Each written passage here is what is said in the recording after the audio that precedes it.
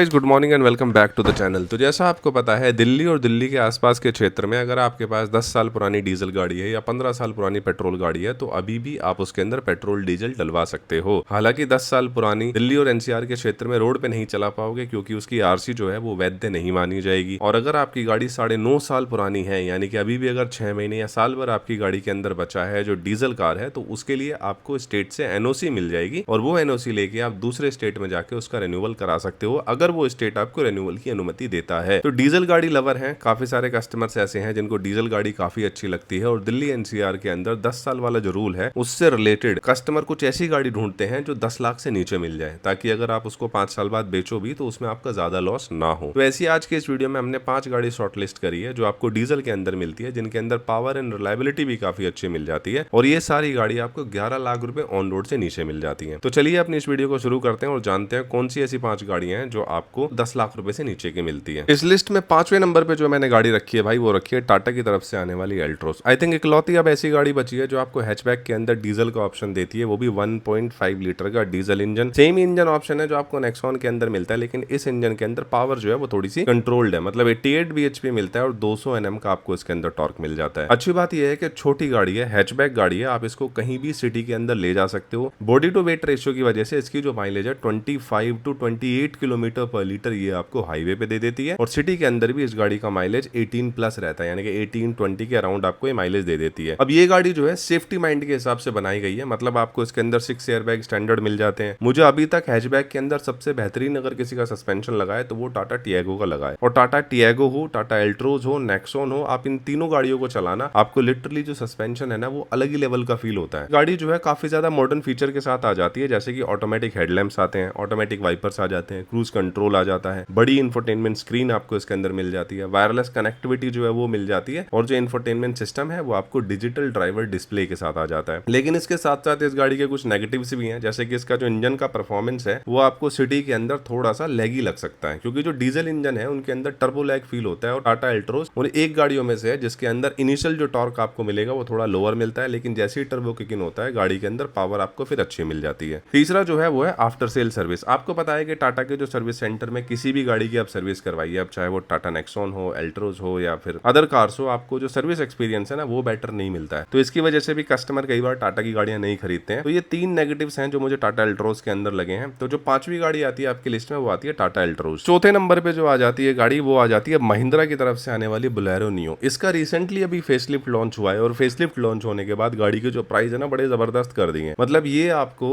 On road 9,81,000 रुपए की पड़ जाती है। 10 लाख से नीचे नीचे आपको इतनी बड़ी गाड़ी ऑन रोड मिल जाती है। हालांकि सब 4 मीटर के अंदर ही आती है, लेकिन इस गाड़ी की ग्राउंड क्लियरेंस, इस गाड़ी का टायर साइज और अंदर जब आप गाड़ी के बैठोगे ना तो जिस हाइट पे आप बैठते हो वहां से आपको पूरा एसयूवी वाला ये गाड़ी फील देती है। इसके अंदर भी आपको 1.5 लीटर का एमॉक इंजन देखने को मिलता है जो डीजल के साथ आता है और जिसके पावर को 100 bhp और 260 Nm का टॉर्क निकाल के देती है, जो अपने सेगमेंट में बहुत जबरदस्त है। और जब आप इस गाड़ी को ड्राइव करते हो तो जो कॉर्नर्स होते हैं बोनेट के इजिली विजिबल होते हैं। साथ ही इस गाड़ी के जो सस्पेंशन हैं वो बहुत जबरदस्त ट्यून अप है सिटी के हिसाब से। मतलब छोटे मोटे जो पॉट होल होते हैं वो तो इस गाड़ी के अंदर पता ही नहीं चलते, इजिली गाड़ी जो है कवर करते हुए निकल जाती है। अब चाहे इसके अंदर 5 बंदे बैठे हो या फिर 7 सीटर वाला जो इसका ऑप्शन आता है वो वाला क्यों ना आप ले लो। दूसरा क्या है, इस गाड़ी के अंदर जो है अब लार्ज सपोर्टिव सीट आपको देखने को मिलती है और वो भी लेदराइट अपहोल्स्ट्री के साथ। तो जो सीटिंग कंफर्ट है वो इसके अंदर काफी अच्छे मिल जाता है। और साथ ही इस गाड़ी की जो राइड है ना वो आपको ज्यादा बेटर इसलिए लग सकती है क्योंकि ये बॉडी ऑन फ्रेम लैडर के साथ आती है, जिसकी वजह से इसके अंदर जो छोटे मोटे पॉटहोल्स होते हैं, खड्डे होते हैं भाई, वो इजीली निकल जाते हैं और गाड़ी जो है अगेन आपको एक एसयूवी वाला फील प्रोवाइड करती है। 2-3 चीज है जो कस्टमर को इसके अंदर अच्छी नहीं लगी है। वो था एक इसका इंटीरियर डिजाइन जो अभी भी थोड़ा सा आउटडेटेड लगता है कुछ कस्टमर्स को, और जो इसके अपर ट्रिम है ना उसके अंदर भी जो इंटीरियर क्वालिटी है वो आपको बहुत जबरदस्त नहीं मिलेगी, मतलब प्रीमियम सी नहीं लगती। अब जो इसकी हैंडलिंग है वो हाईवे पे आपको थोड़ी सी लेस कंपोज्ड लग सकती है क्योंकि ये लेडर ऑन फ्रेम गाड़ी आती है। कुछ गाड़ी आती है जो मोनोक्रॉफ चेसिस के साथ आती है, जैसे कि XUV700, तो उसके अंदर क्या है वो हाईवे पे स्टेबिलिटी ज्यादा बेटर दिखाई देती है। लेकिन जब लेडर ऑन फ्रेम चेसिस की बात आती है तो वो हाईवे पे थोड़ी सी हाई स्पीड स्टेबिलिटी है ना उसमें कॉम्प्रोमाइज कस्टमर को करना पड़ता है। अदरवाइज सिटी के अंदर अगर आप इसको 70-80 तक भी रखते हो तो वहां पे गाड़ी आपको काफी ज्यादा फर्म फील होगी। तीसरा है कि जो सेफ्टी फीचर है वो भी इसके अंदर आपको लिमिटेड ही मिलते हैं कंपेयर टू न्यू राइवल। जैसे कि फ्रंट जो पैसेंजर है उनके लिए आपको 2 ही एयरबैग मिलेंगे, जो ड्राइवर और पैसेंजर एयरबैग होता है। कर्टन एयरबैग, नी एयरबैग इस गाड़ी के अंदर नहीं आते even in the top trim. तो बोलेरो नियो जो है अच्छी गाड़ी है, लेकिन वही चीज है कि थोड़ा सा हाईवे पे अगर आप ज्यादा ड्राइव करते हो विद फुल पैसेंजर्स, तब आपको थोड़ा सोचना पड़ेगा कि आप किसी से रिलेटेड सेम प्राइस सेगमेंट की दूसरी गाड़ी पे चले जाओ, जिसकी बात हम आगे करेंगे। तीसरी जो गाड़ी आ जाती है भाई, वो आ जाती है महिंद्रा की तरफ से आने वाली 3XO। अब महिंद्रा 3XO जो है काफी जबरदस्त गाड़ी है। अगर आप सेल्स पे भी नंबर डालते हो तो ये डीजल में काफी अच्छी बिकती है। के अंदर 1.5 लीटर का डीजल इंजन आता है जो 115 bhp निकालता है और 300 Nm का टॉर्क निकालता है। और अगर आप कंपेयर करते हो ना 1.2 लीटर के डीजल इंजन या इनफैक्ट 1.5 लीटर के किसी भी डीजल इंजन के साथ, तो ये हाईएस्ट इन द सेगमेंट है। दूसरा है कि इस डीजल इंजन के साथ इस गाड़ी की जो माइलेज है ऑन हाईवे पे वो आपको मिलती है 21.2 किलोमीटर पर लीटर। वहीं अगर आप सिटी में इसको चलाते हो या फिर ड्राइविंग ज्यादा करते हो तब भी आपको ये 15 से 16 किलोमीटर पर लीटर का माइलेज डीजल पे निकाल के दे देती है। तीसरा है कि भैया इस इंजन की जो परफॉर्मेंस है वो बहुत ज्यादा स्मूथ है, रिफाइन है। इनफैक्ट जितने भी डीजल इंजन आप देखोगे महिंद्रा के भाई, वो जर्मन क्वालिटी के रिफाइन हो गए हैं, क्योंकि महिंद्रा जो है इनिशियल से ही डीजल इंजन पे काम करता आ रहा है। इनकी सारी गाड़ियां आप कोई भी देखो सब में आपको डीजल का ऑप्शन मिलता है। तो जो डीजल इंजन है काफी ज्यादा स्मूथ है, रिफाइंड परफॉर्मेंस आपको इसके अंदर मिल जाती है। और जो चौथा इसके अंदर पॉजिटिव आता है वो आता है फीचर रिच। अब 3XO के अंदर जो है बहुत जबरदस्त फीचर कंपनी ऑफर कर रही है। मतलब टॉप ट्रिम में अगर आप जाते हो तो आपको लेवल 2 ADAS तक का फीचर देखने को मिल जाता है। 360 डिग्री कैमरा आ जाता है, 10.25 इंच का टच स्क्रीन डिस्प्ले आ जाता है और साथ ही 6 एयरबैग आपको स्टैंडर्ड मिलते हैं फ्रॉम इट्स बेस वेरिएंट। और भाई चौथा है इस गाड़ी की कंफर्टेबल राइड। जैसा मैंने आपको बताया महिंद्रा के जितने भी गाड़ी के सस्पेंशन आप देखोगे वो बहुत जबरदस्त है। मतलब कहीं ना कहीं इन्होंने पूरी PhD करी हुई है इंडियन रोड की कंडीशंस के हिसाब से, चाहे पॉट होल हो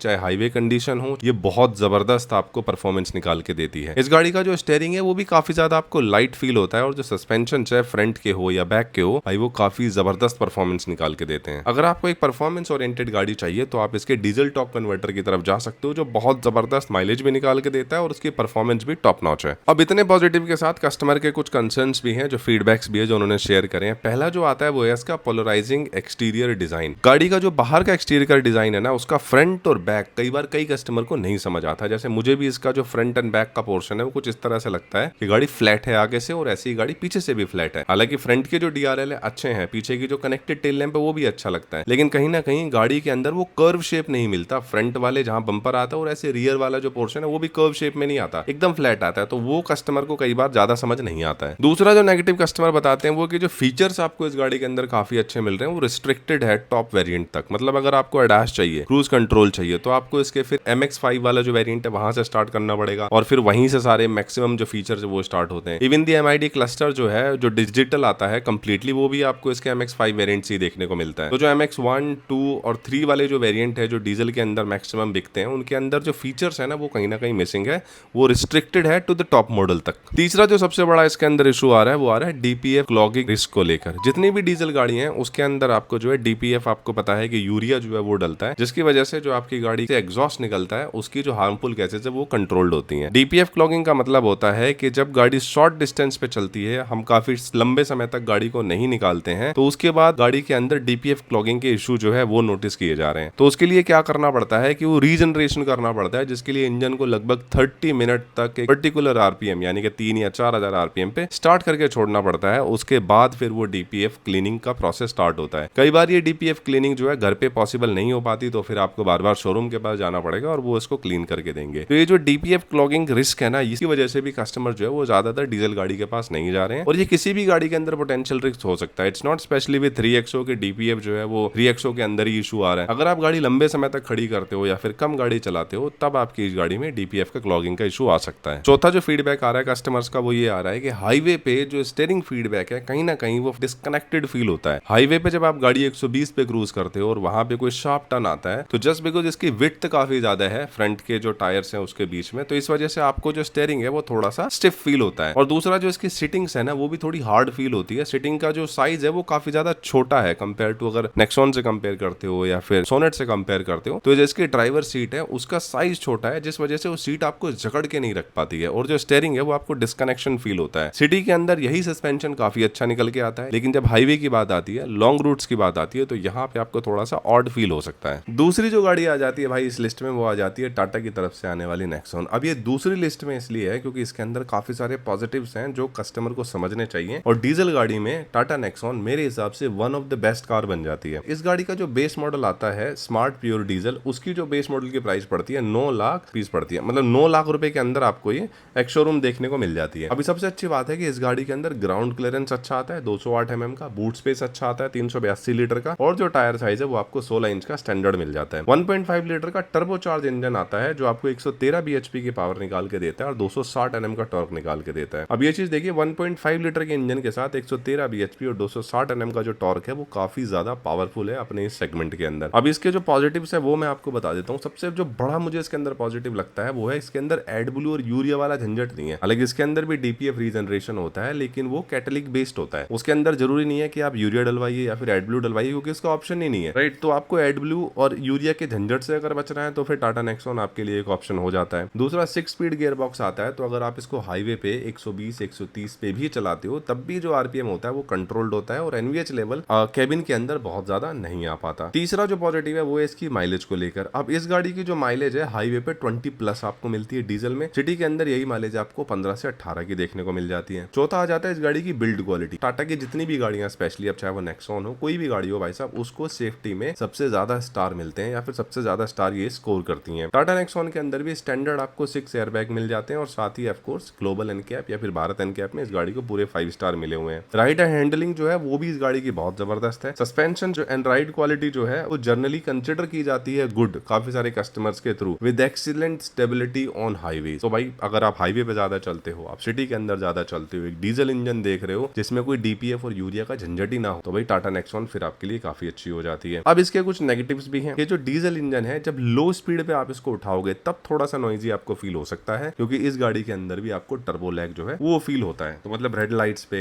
या फिर जहां पे ट्रैफिक काफी ज्यादा है, अगर वहां बार बार आप क्लच शिफ्ट करोगे तो वो जो टर्बो लैग वाला इशू है ना वो कहीं ना कहीं आपको इसके अंदर फील होगा। दूसरा अगर आप इसका एएमटी गियर बॉक्स ले लेते हो डीजल के अंदर, तो कुछ यूजर ने रिपोर्ट किया है कि सिग्निफिकेंट इश्यूज आते हैं। मतलब कई बार जो क्लिटिंग की आवाज आती है ना गियर चेंज करने पे वो आपको फील होती है, जर्क काफी ज्यादा फील होते हैं और इसी वजह से जो ये गियर बॉक्स है एएमटी वाला काफी ज्यादा लैगिंग सा फील होता है अगर आप इसको चलाओगे सिटी में हाईवेज पे। तो कई सारे कस्टमर्स तो इस एएमटी गियर बॉक्स की वजह से अपनी गाड़ी भी बेच देते हैं। तो अगर आप इसका मैनुअल लेते हो बहुत ज्यादा बेटर है। AMT gearbox I won't suggest कि आप इसके एएमटी गियर बॉक्स के जाओ। तीसरा है इस गाड़ी का स्टोरेज। इस गाड़ी के अंदर आपको बूट स्पेस जो है वो लिमिटेड मिलता है। 382 लीटर का boot space with that mid size SUV के अंदर काफी कम है। मतलब अगर आप इसके अंदर 5-6 बैग वगैरह रख के ले जाना चाहते हो तो आपको फिर उसी हिसाब से एडजस्टमेंट करनी पड़ेगी कि बैग को किस तरीके से फिट किया जाए। और भाई जो पांचवा है वो इसके अंदर फिट एंड फिनिश के कुछ इश्यूज आते हैं, जैसे कि इंटीरियर का जो फील है वो प्रीमियम तो होता है लेकिन कुछ यूजर्स जो है रिपोर्ट करते हैं कि रैटलिंग नॉइज इसके अंदर से आने लगती है बाय द टाइम। मतलब अगर आप इसको ज्यादा समय तक चलाओगे तो फिर रैटलिंग का नॉइज है ना वो इसके अंदर से आने लगता है। तो कुछ ये अच्छी और बुरी बातें हैं टाटा नेक्सॉन के अंदर। मेरे हिसाब से जो इंजन है बहुत अच्छा है। 60-70 हजार किलोमीटर के बाद अगर आप इस गाड़ी को चला के बेचना चाहते हो तो आराम से बेच भी सकते हो, ऐसा कोई इशू इसके अंदर नहीं आएगा। पहली जो गाड़ी आ जाती है इस लिस्ट में वो आती है किया की तरफ से आने वाली सोनेट। किया का HTE ऑप्शनल जो इसका बेस मॉडल है उसकी प्राइस 10,29,000 रुपए ऑन रोड पड़ती है। मतलब थोड़ा बहुत अगर आप नेगोशिएट करोगे तो ये 10 लाख रुपए ऑन रोड आपको पड़ जाएगी। किया का सबसे अच्छा मुझे लगता है इसका इंटीरियर और एक्सटीरियर दोनों ही प्रीमियम है। बाहर से देखने में गाड़ी काफी अच्छी लगती है, इंटीरियर भी अगर आप इस गाड़ी का देखोगे तो आपको प्रीमियम लगता है और ज्यादातर ये जो गाड़ी बिकती है अपने इंटीरियर और एक्सटीरियर की वजह से ही बिकती है। बाकी इसके अंदर भी आपको 1.5 लीटर का डीजल इंजन मिलता है जो आपको 114 bhp निकाल के देता है और 250 Nm का टॉर्क निकाल के देता है, वो भी 6 स्पीड के साथ। सबसे अच्छी जो बात है वो ये है कि इसके अंदर आपको 6 स्पीड गियर बॉक्स मिलता है सेम एज टाटा नेक्सॉन के अंदर और इसकी जो पावर है वो इक्वल टू टाटा नेक्सॉन ही आपको दिख रही है। दोनों ही इंजन 4 सिलेंडर के अंदर आते हैं लेकिन इसका जो प्लस पॉइंट है वो यही है कि एक तो इसका इंटीरियर काफी अच्छा है, एक इसका एक्सटीरियर का लुक काफी अच्छा है और इसके अंदर जो फीचर है काम के वो सारे मिल जाते हैं। जैसे TPMS जो है वो आपको इसके अंदर स्टैंडर्ड मिल जाता है, बेस मॉडल से लेकर टॉप मॉडल में आपको TPMS मिल जाता है। और साथ ही जो डीजल इंजन है ना काफी ज्यादा रिफाइन है। मतलब Hyundai की गाड़ी के कोई भी आप डीजल इंजन चलाओ, अब चाहे वो वेन्यू हो, किया सोनेट हो, क्रेटा हो, भाई ये बहुत ज्यादा रिफाइन आपको मिलते हैं और जो पावर होती है वो इनिशियल से ही मिलती है। तो टर्बो लैग आपको टाटा की गाड़ियों में फील होते हैं भाई, वो किया की गाड़ी के अंदर नहीं फील होते। या फिर Hyundai की कोई भी गाड़ी आप ले लो, वो इनिशियल से आपको वो जो पावर थ्रो मिलता है ना वो बहुत जबरदस्त मिलता है। साथ ही इस गाड़ी की जो फ्यूल एफिशिएंसी है, जो माइलेज है, वो आपको 18 किलोमीटर पर लीटर की सिटी के अंदर मिलती है और हाईवे पे यही माइलेज भाई 22 से 23 किलोमीटर का हो जाता है, जो कस्टमर के रियल टाइम रिव्यू है। हालांकि कंपनी जो माइलेज है वो 18 किलोमीटर पर लीटर क्लेम करती है, बट रियल लाइफ में जस्ट बिकॉज के इसके अंदर इंजन जो है 1.5 लीटर का है, बॉडी टू वेट रेशियो इसका कम है, तो इस वजह से इसके अंदर आप जो माइलेज है वो काफी अच्छी मिल जाती है। तीसरा है कि इसकी हाईवे कैपेबिलिटी है ना वो बहुत जबरदस्त है। मतलब 6 स्पीड गियर बॉक्स के साथ जब आप इसको हाईवे पे चलाते हो तो 120 130 अगेन इसका जो आरपीएम है 2500 से 3000 के बीच होता है, तो जो एनवीएच लेवल है वो बहुत कम आता है। इस गाड़ी के जो सस्पेंशन है वो थोड़े स्टिफ आपको फील होंगे। मतलब सिटी में तो आपको थोड़ा खड्डे वड्डे सब महसूस महसूस हो सकते हैं, लेकिन जब आप इसको हाईवे पे इसकी राइड क्वालिटी की बात करोगे ना, तो बहुत ज़बरदस्त टॉप नॉच राइड क्वालिटी निकल के आती है।